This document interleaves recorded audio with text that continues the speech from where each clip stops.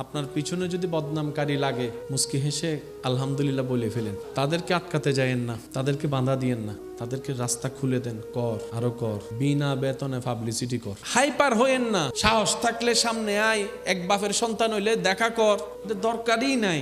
আল্লাহ আপনাকে বিনা যুদ্ধে জয় করতে চাচ্ছেন, আপনি কেন যুদ্ধ করে খামাকা শরীরে শক্তি নষ্ট করবেন? দরকার কি? ছেড়ে দেন না তাকে আপন হালতে। সে বদনাম করবে, আপনার গুনাহ নিবে। সে বদনাম করবে, নিজের সওয়াব আপনাকে দিবে। সে বদনাম করবে, আপনার প্রচার করবে। সে বদনাম করবে, আপনার নামটা যে জানে না তাকেও শুনাই দিবে। তো সে যখন বিনা বেতনে এমন কাজ করতে চাচ্ছে স্বইচ্ছায়, আবার অন্যদিকে ওয়াইলুল্লি কুল্লি হুমাজাতিল লুমাজা তার উপর অর্পিত হবে, আপনার টেনশন কি?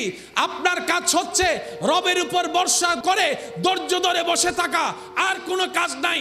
করতে দেন দুশমনকে দুশমনের কাজ, করতে দেন আপনার চাচা জেঠাকে সম্পদ খাওয়ার কাজ, করতে দেন, করতে দেন।